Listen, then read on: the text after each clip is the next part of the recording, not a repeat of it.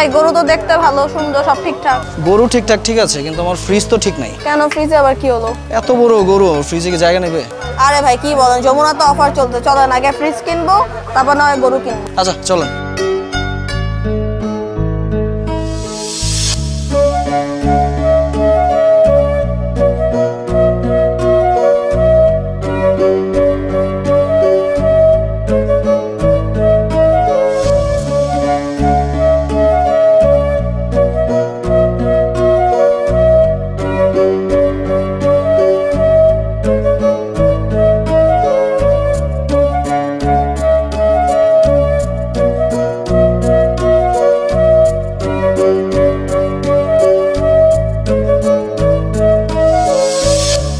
ঈদে চলছে ডাবল খুশি অফার।